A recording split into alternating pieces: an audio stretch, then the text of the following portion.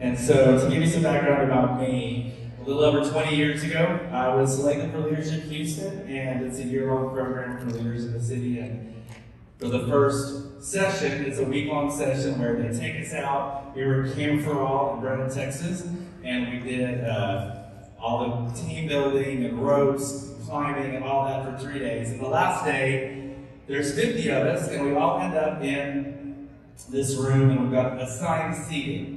A woman named Norma Barr, who is a Myers-Briggs facilitator. She had us all sit down, and she said, okay, I need Sean to stand up, and I need Cheryl to stand up. We're on two opposite ends of the room. She said, there's a reason why you're all in your seats. She said, I'm sure you probably, after 3 days of being together, have figured out that Sean is the highest scoring extrovert in the room. Yes, I could talk to a wall. And so everyone cheers, and I'm, doing all my thing. And then she says, you may not realize that Cheryl is the highest scoring introvert in the class.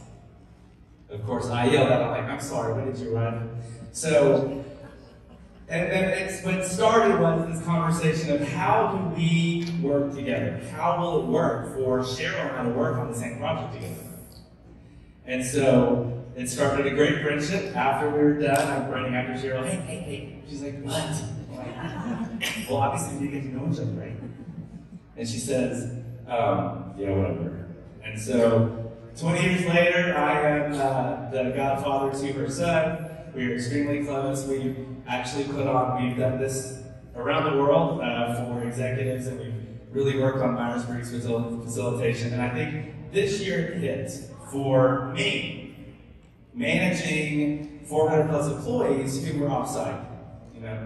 Barbara mentioned that Panama had strict lockdown. For us, it was very different.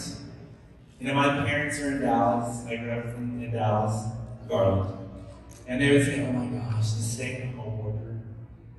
And I would sit there and say, really? You have no idea. Panama's lockdown was weekends. The whole country was locked down. You were not allowed out of your houses from 7 p.m. Friday till 5 a.m. on Monday.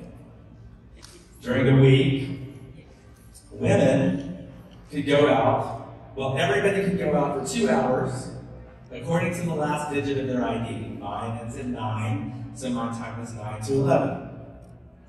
When they first did this, they thought, oh, there's too many people out, we need to knock it down. So women can go out Monday, Wednesday, Friday for their 2 hours, and men can go out Tuesday, Thursday. It started out Tuesday, Thursday, Saturday, but the men couldn't follow the rules. They kept getting in trouble, so they said, y'all lost your Saturday, only Tuesday, Thursday. And so, and on top of it, for all of you who enjoyed that bar last night, we went into it's called Les Seca, which is dry law. So, the third week of March, alcohol sales were prohibited in the entire country. So, but being the good citizen that I am, I did have a friend. It's all about supporting your local business. So I called a friend of mine who owned a bar, and I said, hey Mario, what are you doing? He goes, we're going to close. Like, we know what I need to support your family. How much liquor do you own for? We'll buy it all. So he didn't let me buy all of them, but when you think of it, I was like, well, there's no guests coming. So the guest bedroom can turn into liquor storage. So it worked out fine. But in this process of working through all this, we had our employees all work from home. I can say that the executive team at OnCube had really good foresight and started to plan this in January. We started testing out remote work. Edwin Cook, who is our vice president of technology, told me for years we should get people working outside, we should get them working from home. And in Panama, our demographics are much different than medical billing demographics in the US. We have 80% men, and the average age is 24. So I would always tell them, really, you want a bunch of 20-year-olds working from home, how do you think that's going to go? But we were forced into it, so we did it, we got everybody off, and so by the time we had the lockdown, we already had almost 90% of our employees working on site. And it worked out great. But after a couple of months, I noticed that we were having some issues with some of our best employees. Because I realized that the introvert-extrovert thing was taking control of people having to work from home. Now, for you guys, it may not be the fact that they're working from home. For some of you, you may be working at home more than you did before. So this will kind of help you get through that. But it will also help you look at how this works between the I's and E's. So to think about, first of all, let me do this. If you think you're an extrovert, raise your hand. Okay, gives me an idea. It's balanced. I don't ask the other side because they don't like it. So, in order to really understand about human nature, you have to go all the way back to Aristotle, right? Aristotle, that's what he did. He was a philosopher that talked about human nature.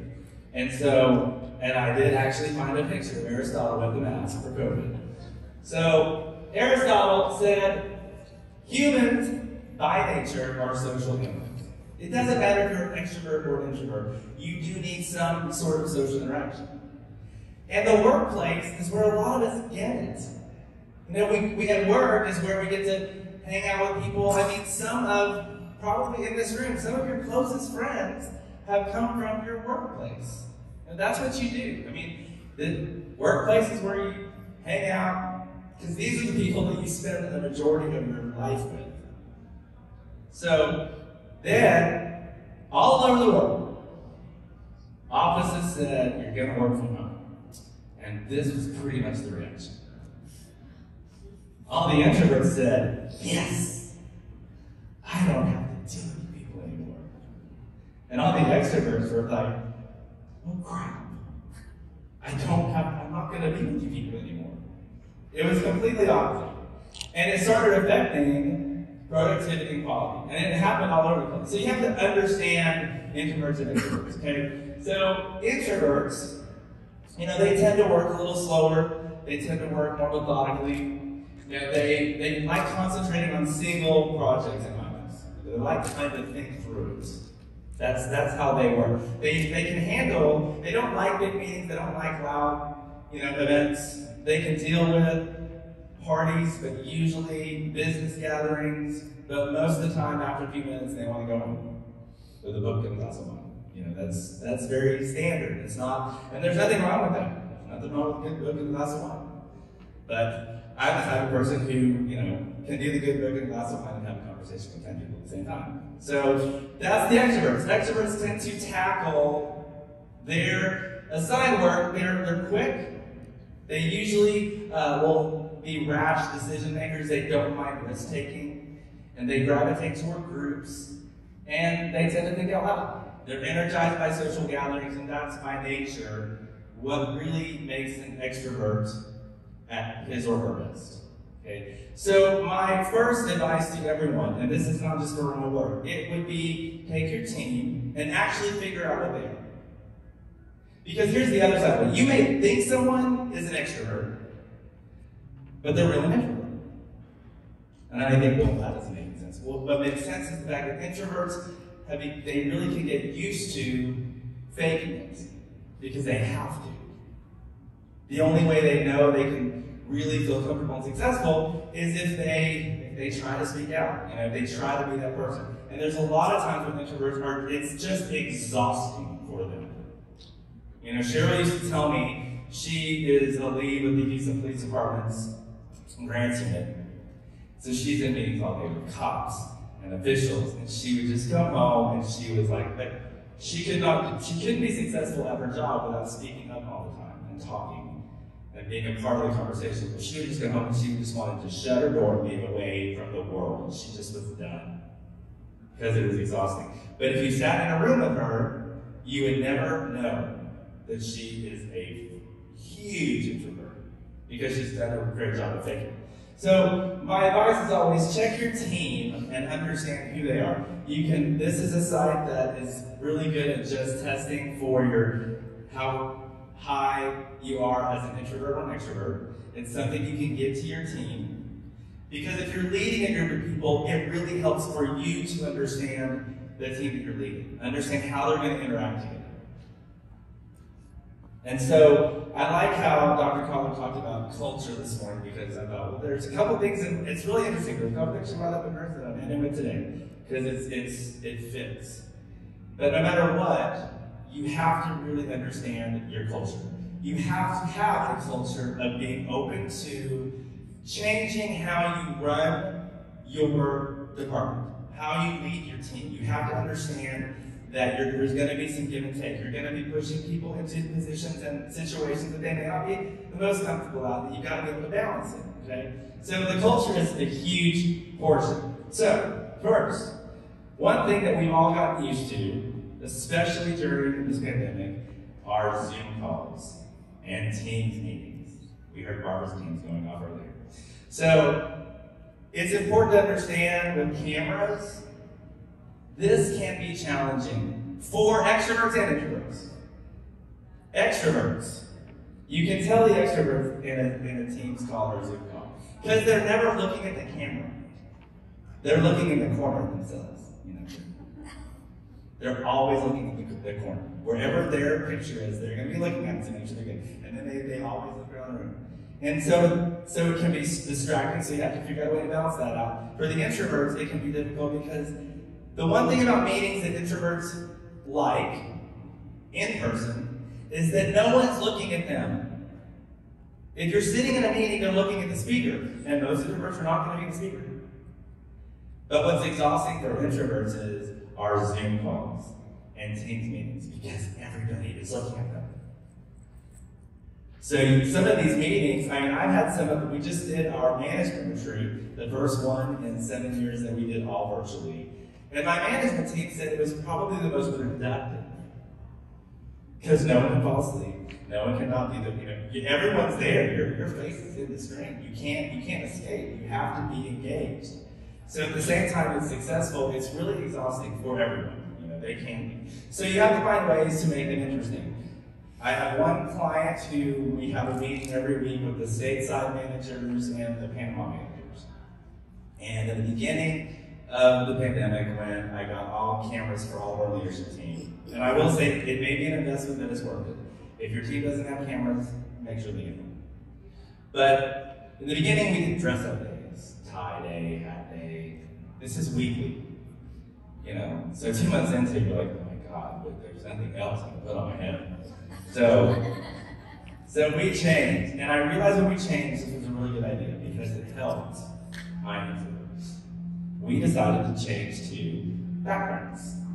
We have a theme for every meeting, and this is actually spread across all of our groups. Now, how does that help introvert?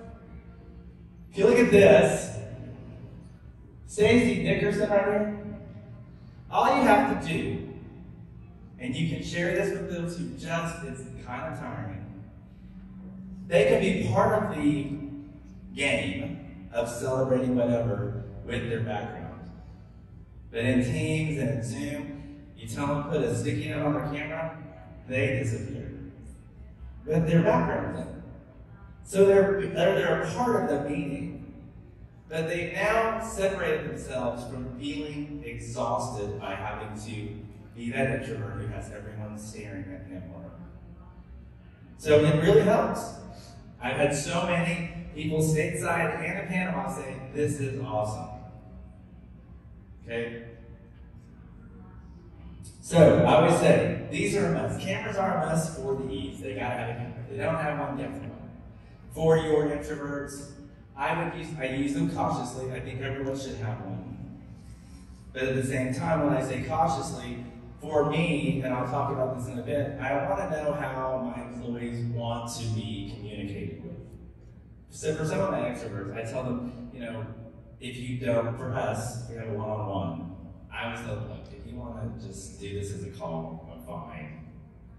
But I don't want to take the opportunity away from them just because I know they're a huge introvert and they don't like being on camera, because there are some times when they will want to. You can't put an extrovert or an introvert into a box. And you have to let them figure out what their best need is. So, about the extroverts. This is how you motivate them. One-on-ones. Extroverts love talking. So, schedule one-on-ones with your extroverts. Okay? This is in the office or on camera. If you're in the office, sit down and talk to them. Let them talk about whatever. Let them get whatever they need to off their chest.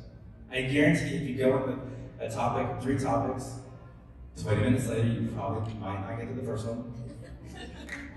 So, but it helps them, okay? Because it shows you really do care, and you do care. We all care about our employees, we care about our coworkers. And sometimes it's just not easy to show it to everyone. So, pre-meeting socializing, I've started this with our team as well. Because all of our meetings, since we are all remote, we have, like, yesterday was our weekly management meeting. And what I've started is, it's an L10 meeting, and so it's a 90-minute meeting. But what I've done, we're going to start doing, and we've done as of yesterday, because I wanted to test it with them. Start the meeting. If you schedule it for 9, understand, let them know we're really going to start at 9:10. It's not for you to be late. Now, if the introverts feel like they want to show up at 9:10, by all means. But what it does is, I have 10 minutes where I've got 10 people just talking over each other. You can't get a word in edgewise. But guess what? They get it out. Have you ever had those meetings where, like, there's one person who just won't shut up? They talk and they talk and they talk. If you do this beforehand, it's kind of like taming the hyper dog. Let them jump it out. Let them talk for 10 minutes. They will talk about their weekend. They'll talk about what's happening. They'll talk about what show they're watching on Netflix. And then when the meeting starts, they've already used up some of that energy, and it's going to make the meeting a little smoother. And the introverts don't have to deal with it. They can show up like, meeting started. They're all going to be quiet. So, group chats.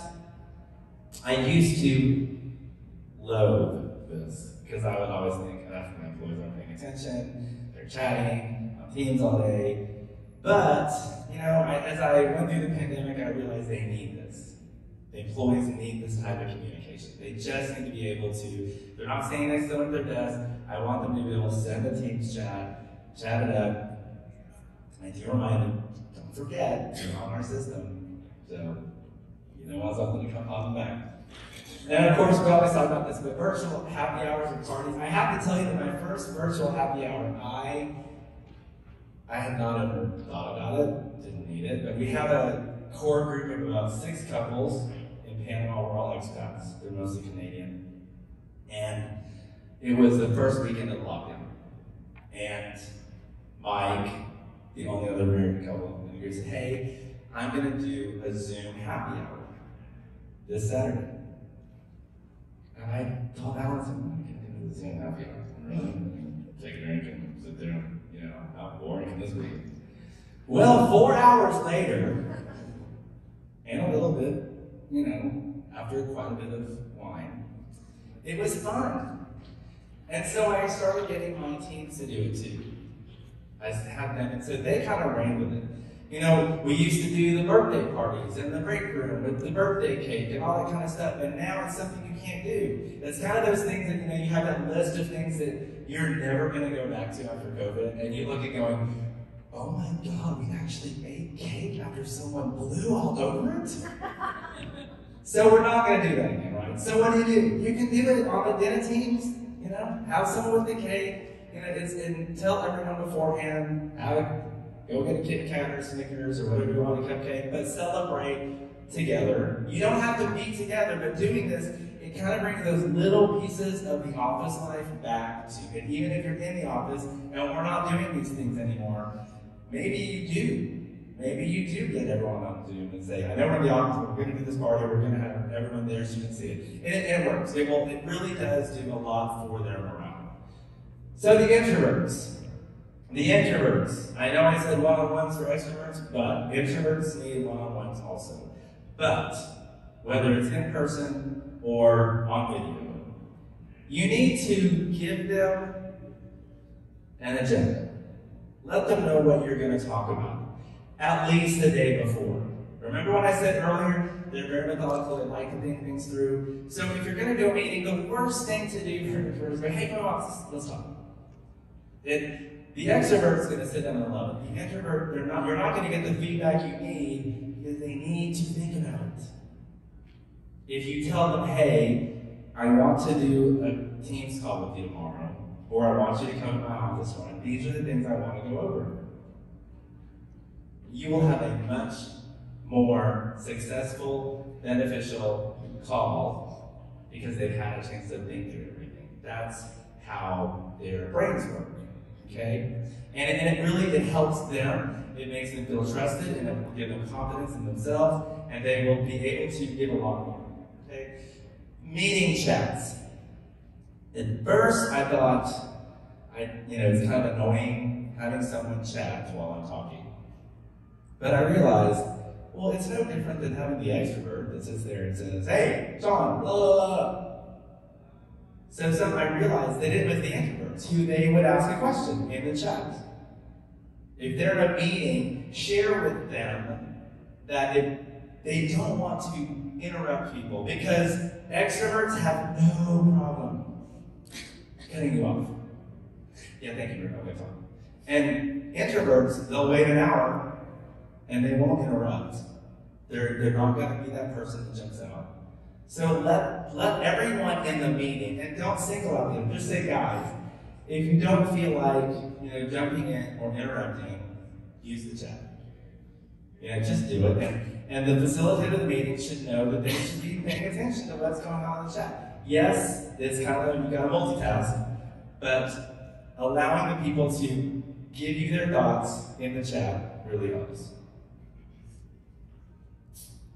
Start a meeting with a reading. This is Amazon does this a lot.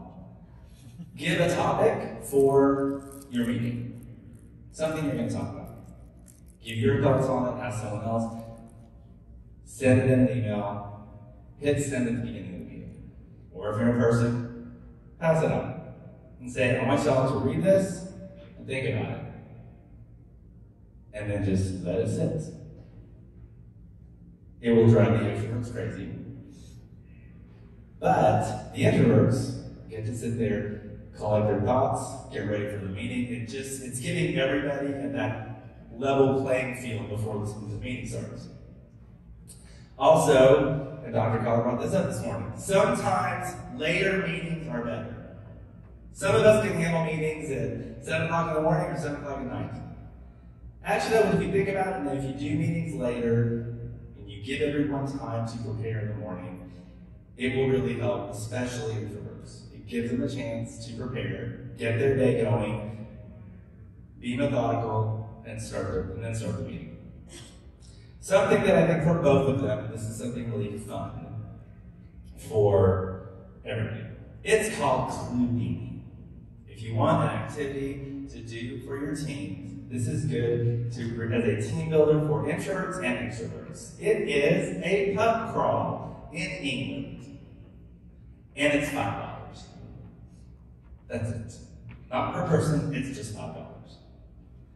And they have several. And what it is it's a pub crawl where you can do alcohol and no alcohol. You say, okay, it'll tell you need access to Facebook and Google Maps and Instagram, and they start there's various cities in England. They'll start at a pub and they'll say, have your drink and here's your first clue. And it will tell you about the next bar you're going to, and whether it's what's on the sign on the first floor. You have to figure it out. Is it an Instagram? And it's funny to watch and listen. All the extroverts are talking over each other, trying to figure it out, and then all of a sudden I've got my introvert going, I think the answer is this. And it's just really fun. It's 10 stops, it's really easy. It's an activity that I have watched my teams go nuts over. And they really enjoy it. And it allows both introvert and extrovert to participate in their own way. And they all drink as well. Okay, so how do you balance the introverts and extroverts? Okay, ask your team how they want to work and learn. This is important. Talk to your team and find out, individually, as a group, and just say, at this point, I know there's tons of ways, phone, Teams, email. How do you want me to communicate with you? It shows your employee that you respect their opinion. Because you may be the boss, or you may be the supervisor, but you're not always right. And so sometimes if you just ask your team, how do you want me to communicate with you? You'd be amazed at the answers you get. Some will say, you tend to send out, I had one supervisors say, you send out a lot of emails. And it's hard to keep up sometimes. I would just prefer if there's something, if you want to call me.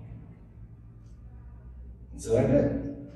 That employee, I would send the emails out, but I would just give them a call and say, just to give you a heads up, I was sending out 4 emails this morning, this is what you need to know. Happy. Talk to them and figure out how they want to work with you. And I say work with you because they may work for you, but doing that conversation makes it a partnership. Challenge the extrovert to listen. Tell them, hey. And then challenge the extrovert, the introvert to speak up. They have to learn, right? Provide the introvert points prior to a meeting. This, I found out, really helped one of my managers. He never spoke at the meetings, and I knew he had some of the best ideas and the best answers. So what I would do for him, I would say, Gabrielle, I'm going to send you some of the points that I want us to talk about tomorrow, the day before. Didn't do it for the extroverts. Didn't do it really for anyone else. He was just the quiet one in the meeting that was super smart. And the next day, first topic comes up, and he says, Mr. Sean, can I tell you what I think? Like, everybody was like, wait, what? And it was great. He had some great ideas because he had a chance to process it, think it through, and then provide his feedback. Just because I thought, let's try this. Give him a heads up the day before. And he told me, he said, yeah, I went home and I thought about it, and I didn't want him to have to do that one. But it was his choice. Like he liked having the time to think it through and be an active participant in the dialogue. But he couldn't do that if he was just thinking off the cuff. So, back to what Dr. Collar said this morning. She changed, it's the 5-second rule, she changed it to 2. I still have it at 5. She said in 2 seconds. The 5-second rule is when you ask a question, you ask it and then you wait 5 seconds. It can be painful for extroverts. But what it does is, it does exactly what I've said up here. The extroverts are going to have to listen for 5 seconds. Usually the 5-second rule is made because people don't really know you're going to want an answer. Sometimes it's rhetorical. Sometimes it's nobody wants to be the person to answer. Kind of what Dr. Collar said. But you wait 5 seconds, and then you say, okay, who can tell me whatever. At that point, it's giving the introverts a chance to think about it. It's giving the extroverts a chance to die because they can't speak. But they're going to listen when that 5 seconds is up.